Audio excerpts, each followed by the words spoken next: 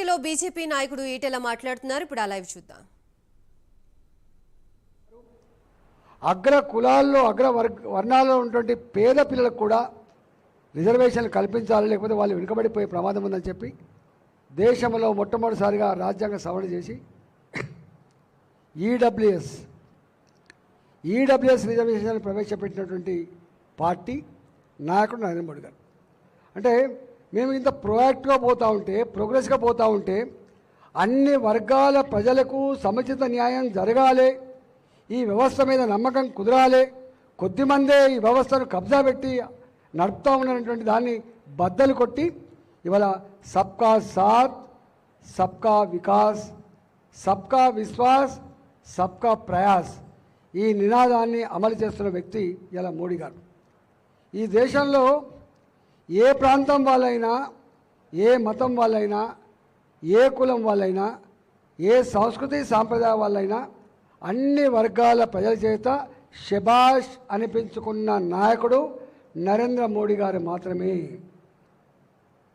1977 తర్వాత సంకీర్ణ రాజకీయాలు తప్ప స్టేబుల్ గవర్నమెంట్ ఎప్పుడు లేదు.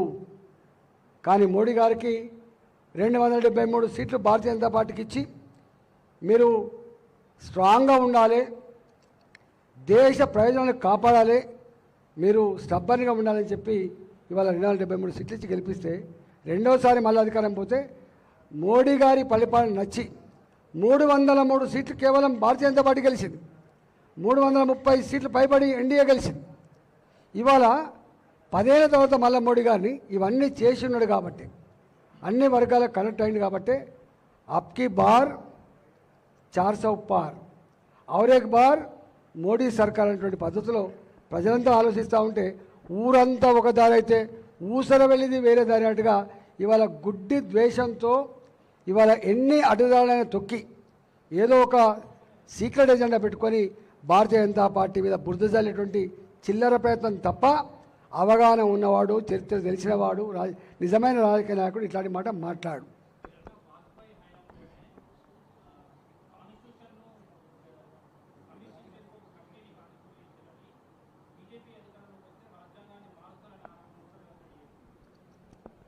అసలు ఒక మాట అజయ్, రాజ్యాంగం 1950 జనవరి 20వ తారీఖున అడాప్ట్ చేసుకున్న తర్వాత 106 సార్లు రాజ్యాంగ సవరణ జరిగినమాట వాస్తవమా కదా మీరు చెప్పండి. రాజ్యాంగం అప్పుడున్న పరిస్థితులకు అనుగుణంగా అంబేద్కర్ గారు రాసింది. సమాజం మారుతున్న క్రమంలో ప్రోగ్రెసివ్ మేనర్లో ప్రభుత్వాలు నడవాలి కాబట్టి ఎప్పటికప్పుడు పాతదాన్ని సమీక్షించుకుంటూ కొత్తదానికి మనం రూపకల్పన చేయాలి కాబట్టి 106 సార్లు రాజ్యాంగ సవరణ జరిగింది. ఈ రాజ్యాంగ సవరణలో ఎక్కువ భాగం పంచుకున్నటువంటి పార్టీ కాంగ్రెస్ పార్టీ. 50 ఏళ్ళు ఈ దేశంలో 5 దశాబ్దాలు పాలించిన పార్టీ కాంగ్రెస్ పార్టీ అయినప్పుడు రాజ్యాంగ సవరణలన్నీ కూడా వాళ్ళు చేసిండ్రు, కొన్ని సవరణలు బిల్లు చేసిండ్రు. రాజ్యాంగాన్ని మార్చగలిగేటువంటి సత్తా ఎవరికి లేదు. రాజ్యాంగం ప్రజల అభివృద్ధికి నిరోధకంగా మారినప్పుడు కానీ, ఇప్పటి పరిస్థితులకు అనుగుణంగా లేనప్పుడు మరింత ప్రగతిశీలంగా ముందుకు పోవడానికి సవరణ చేసుకుంటే తప్ప రాజ్యాంగాన్ని మార్చగలిగే శక్తి ఎవరికి లేనటువంటి ఇంకిత జ్ఞానం కాంగ్రెస్ పార్టీకి ఉండాలి, గుర్తుపెట్టుకో. ఆ జ్ఞానం లేదు కాబట్టి మాట్లాడుతున్నాను.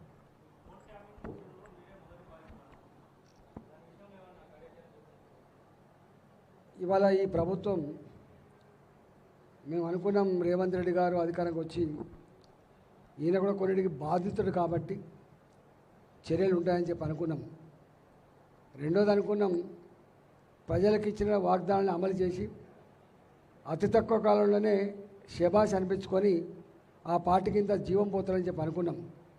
ఎందుకంటే ఆ పార్టీ జీవం పోయిన పార్టీ కాబట్టి, ఏదో కేసీఆర్ మీద ఉన్నటువంటి ద్వేషంతో కోపంతో ఓట్లేసి గెలిపించింది కాబట్టి, అనుకోని పరిణామం, అనుకోని విజయం కాబట్టి వాళ్ళు ఏమన్నా మంచి పని చేసి వచ్చేస్తారు అనుకున్నాం.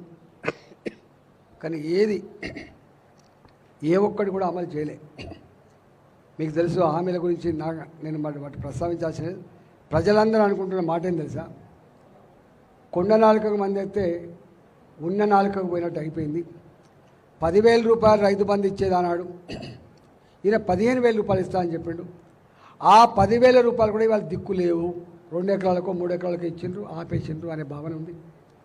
రెండవది, ఇవాళ కౌలు రైతులకు కూడా 12,000 రూపాయలు ఇస్తా అని చెప్పిండు, అది రాలేదు. 500 రూపాయలు ఎంఎస్పీకి అదనంగా బోనస్ ఇస్తా అని చెప్పినాడు, ఇవాళ అది ఆ ఎంఎస్పీగా కొన్ని దిక్కు లేదు. మొట్టమొదటిసారిగా మళ్ళీ మోటార్ కాలిపోతున్నాయి, మొట్టమొదటిసారిగా మళ్ళీ పంటలు ఎండిపోయినాయి. కాబట్టి ఇవాళ దేంట్లో ఏ ఒక్క రంగంలో కూడా ఇవాళ మోసపోయినాం అనే భావన ఉంది. అందుకని రేవంత్ రెడ్డి గారు మోసపోయినాం మేము, మోసగించండు రేవంత్ రెడ్డి అంటున్నారు. కాబట్టి ఇవాళ దీన్ని ఎట్లా చేసి డైవర్ట్ చేసి ఈ రిజర్వేషన్లు ఇష్యూ ఇంకో చిల్లర భాష మార్చి కొంచెం సెన్సేషనల్గా పేడ్ మీడియాలో రాయించుకొని కొంత చేసే ప్రయత్నం చేస్తున్నాడు. కానీ ఇది చెల్లదు. రేవంత్ రెడ్డి గారు ఎట్టి పరిస్థితుల్లో కూడా ఈ పార్లమెంట్ ఎన్నికల్లో గెలిపించే సత్తా లేదు. ఫోన్ ట్యాపింగ్ది ఇవాళ వాళ్ళ చేతిలో ఉంది. ఇప్పుడు రెవెన్యూ డిపార్ట్మెంట్ వాళ్ళ చేతిలో ఉన్నది. ఇవాళ ఆయన అన్నాడు సిబిఐకి అప్పచెప్పాలి అని అన్నాడు. సరే, సిబిఐకి ఎందుకు రాస్తలేదు ఒకటి, కానీ నీ చేతిలో అన్ని రకాల చట్టాలు పెట్టుకొని ఇలా కాళేశ్వరం జరిగినటువంటి ఈ దుర్మార్గం అంతా కూడా